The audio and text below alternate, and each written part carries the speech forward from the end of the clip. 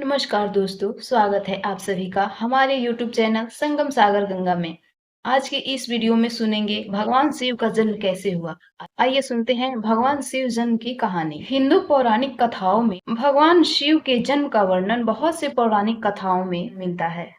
कहा जाता है कि सृष्टि के शुरुआत में एक विशाल निराकार ब्रह्मांडीय सागर के अलावा कुछ भी नहीं था। ये महासागर सारी सृष्टि का स्रोत था, गर्भ जहाँ से सब कुछ निकला और अंततः सब कुछ उसी में लौट आया।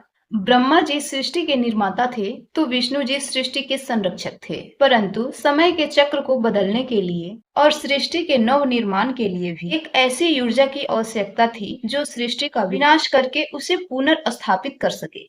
ब्रह्मा जी कहते हैं, इस ब्रह्मांड को एक शक्ति, एक ऊर्जा की आवश्यकता है जो विनाश और कायाकल्प के माध्यम से सृष्टि में संतुलन ला सके। इस दुर्जय भूमिका को कौन निभाएगा?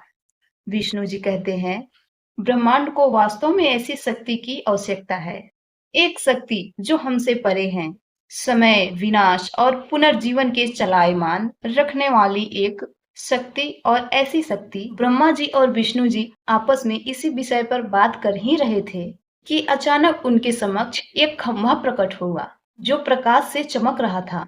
पृथ्वी की गहराइयों से लेकर आकाश की ऊंचाइयों तक वो चमकता हुआ स्तंभ फैला था। उस स्तंभ का छोर दिखाई ही नहीं दे रहा था कि कहाँ से शुरू और कहाँ तक अंत है। ब्रह्मा जी कहते हैं, ये कौन सी दिव्य चमक है, ना तो इसकी शुरुआत दिखाई पड़ रही है ना तो इसकी अंत। मुझे इसका मूल खोजना होगा। विष्णु जी कहते हैं, मैं इसका अंत ढूंढूंगा।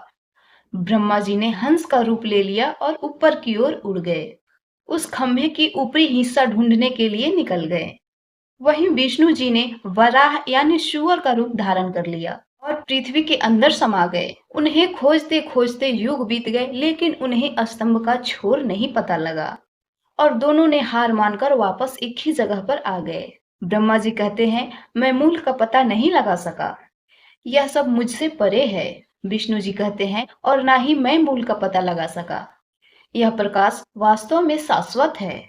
ऐसा लग रहा है कि यह प्रकाश सदा ऐसे ही रहने वाला है। तभी भगवान शिव वहां सबसे वालिक, उज्जवल और शक्तिशाली रूप में प्रकट हुए।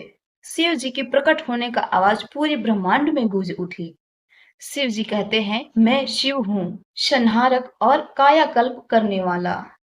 मैं असीम, निराकार और कालातीत हूँ और मैं संतुलन बनाए रखने के लिए ब्रह्मांड की इस चेतना से पैदा हुआ हूँ।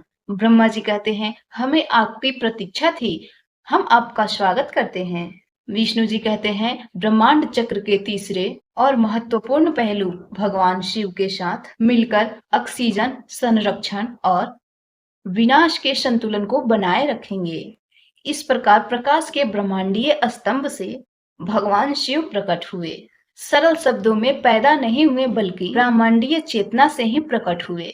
उन्होंने ब्रह्मांड के शाश्वत चक्र के एक अभिन्न अंग के रूप में अपना स्थान लिया।